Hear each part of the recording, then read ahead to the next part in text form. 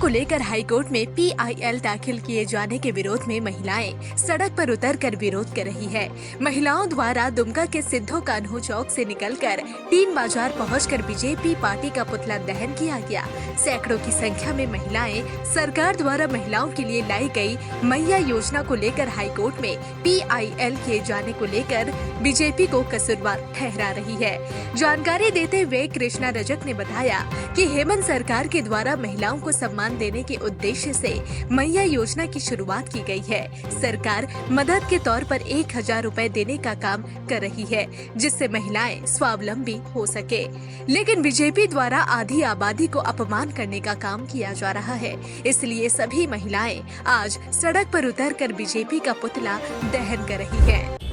देखिए, मैया योजना जो सरकार ने, हमारे राज्य सरकार ने चलाए हैं, वो इसमें है कि महिलाओं को थोड़ा सा कुछ अपने स्तर से सम्मान देने का काम किए।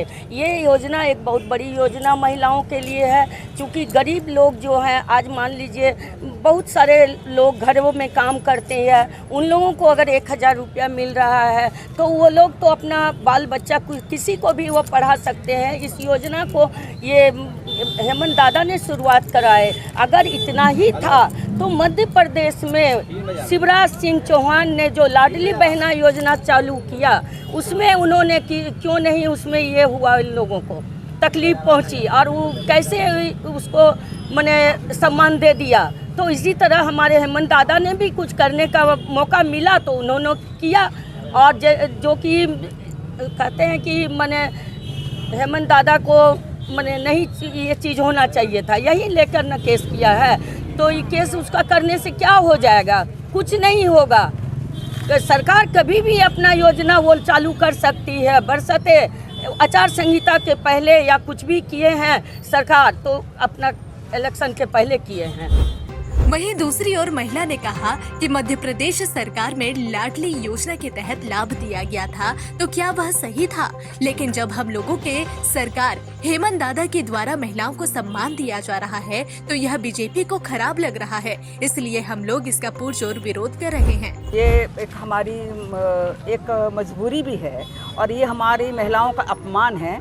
केंद्र सरकार ने हमें अपमानित करने का काम किया है। आज तक तो राज्य सरकार ने हमें सम्मान दिया, हमारा जो प्रतिष्ठा है हमारे परिवार में बढ़ाया है, समाज में बढ़ा है।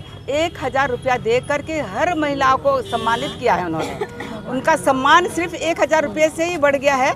घर में उसके पति के नज़रों में, बच्चों की नज़रों में, समाज के नज़रों में, हर तबका में उसका सम्मान बढ़ा है। ये तो बहुत बड़ी, एक आम महिला के लिए, गरीब महिला के लिए बहुत बड़ी बात है, बहुत बड़ी उपलब्धि है हमारी। और इस उपलब्धि के खिलाफ हम कैसे, केंद्र सरकार जो है अभी इस योजना को बंद कर रही है। ये अगर फिर इसके बाद बोलती है कि हम महिला विरोधी नहीं है। कैसे नहीं है? महिला विरोधी तो पूरा वो भारतीय जनता पार्टी है ही।